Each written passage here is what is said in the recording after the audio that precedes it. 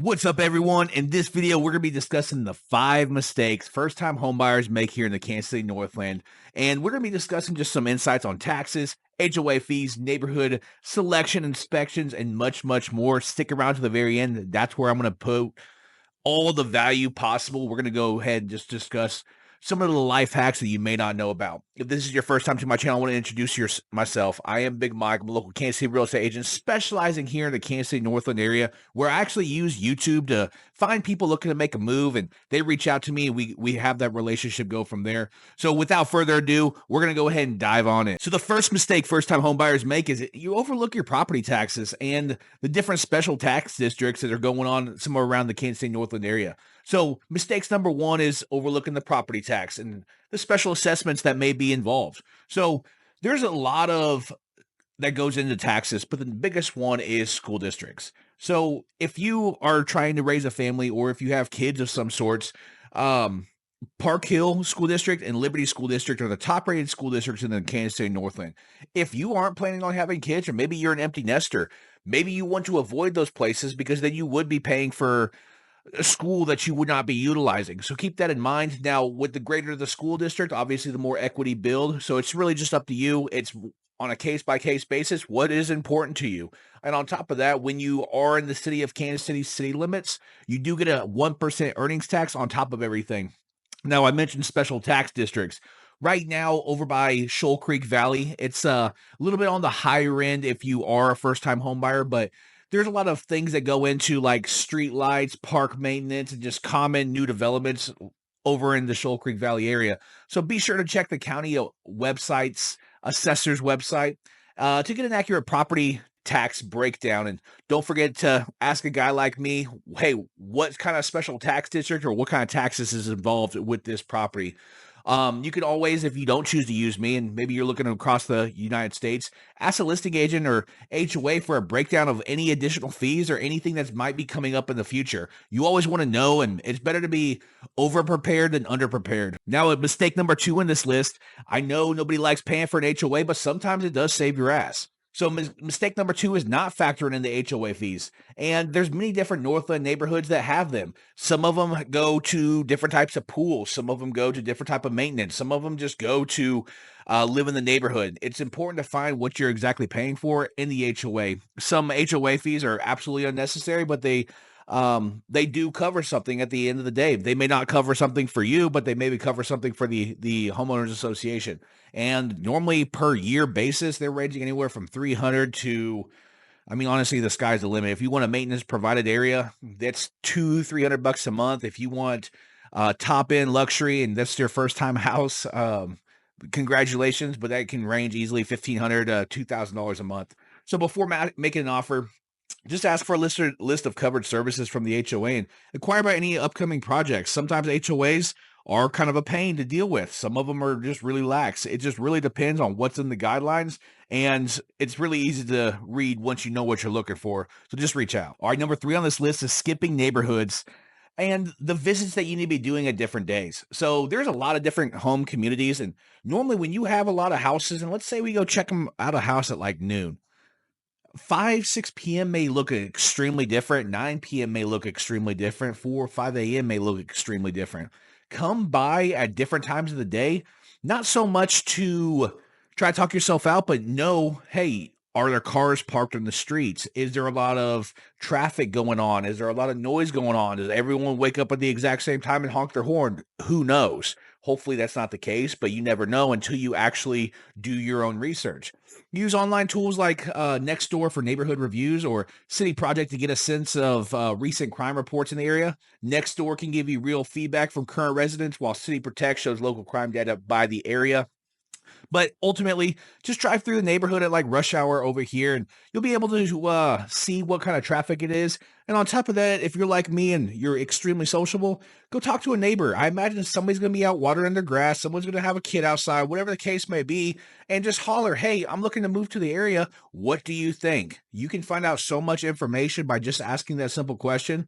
And Pro Insight, look for nearby schools or parks and check if they're busy after hours. It's a great way to assess the vibe of the community and whether it aligns with your lifestyle or not.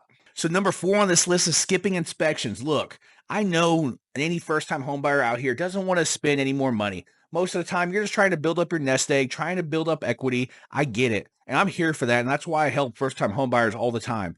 But the ignorant part is thinking you want to skip inspections because you may be a contractor. You get one opportunity in life before you purchase a house, and normally mortgages are about 30 years. Now, normal first-time home buyers don't live in their houses for their 30 years, but how you only get one opportunity to know every single small thing with your property. It's an inspection's about 350 bucks. Sewer inspection, which you never can be able to see unless you scope it, a couple $100. Radon is the leading cause of cancer. It's an odorless gas. It literally works. It's either there or not. That's 90 bucks. And then termite. It's best to know. I mean, there's two types of houses in the Northland. You either have termites or have had termites. So it's extremely common to get all these inspections.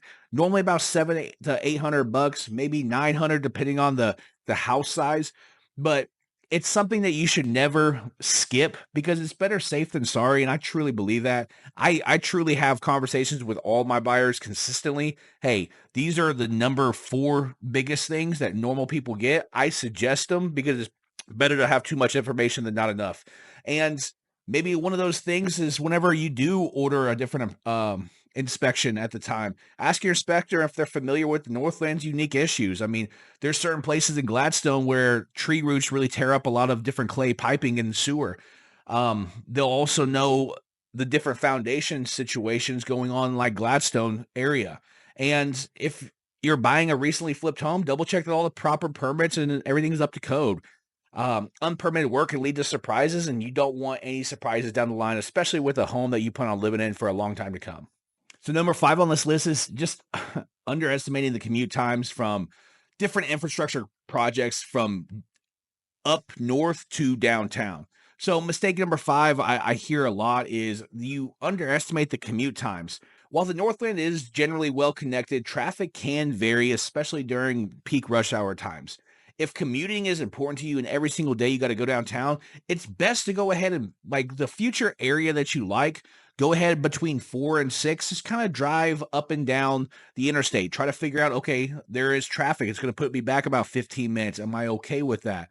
Now, there are upcoming projects coming up to know about. The I-29 corridor project and the Casey streetcar extension to the riverfront are major projects that could improve commute times eventually and property values in certain areas. Now, these changes may take a few years to get done. So you may have a few years of dealing with extensive amount of traffic. Are you willing to do with that? But they can have a huge impact on your future accessibility and desirability of your place. So keep that in mind on the back end. Use places like Google Maps or Waze. Maybe you're an out-of-stater. Use Google Maps and say, hey, 123 Main Street up in the Northland. Let's go to 123 Main Street downtown and see what it is between 4 and 6. Google is really good about that. And then I'm not sure about Waze, but I assume it's going to be good too. Those are just 2 of the top different maps out there that I'm familiar with. Now, if you are looking to buy for a long term, focus on areas with upcoming transportation improvements like Shoal Creek Valley or Briarcliff Village.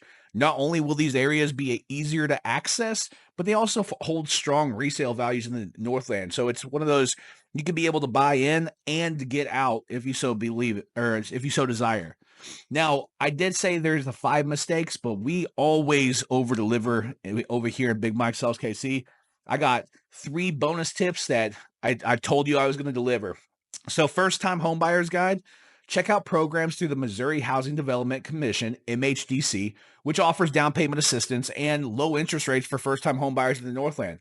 Also, smart negotiation strategies. Consider adding an escalation clause if you're competing with other offers. It allows your offer to automatically increase up to a limit if other bids come in higher. This can give you an edge without overshooting your budget. Now, I'm a great negotiator. I don't ever use these and I don't use them, but they are written down because maybe you don't want to use me. Maybe our values don't align. Tell your agent to do this and it may be able to save you a bunch of money. Now, also think long-term resale. Most of the time, you're not going to buy your end of your life house as your first house. So choose neighborhoods with strong schools like Liberty, Park Hill, as these areas retain value better because people consistently move to the area. Even if you're not buying with kids, keep in mind these neighborhoods will appear appeal to future buyers. So there you have it. That's my top 5 mistakes to avoid with the bonuses as a first-time home buyer in the Kansas City Northland area, from understanding taxes to fees to choosing the right neighborhoods and getting through inspections. We take care of it all. Once again, I'm Big Mike. I'm a local Kansas City real estate agent specializing here in the Kansas City Northland area. Feel free to reach out to me because I'd love to help you and your family make a serious move around here. But as for me, I'm done, and Big Mike is out.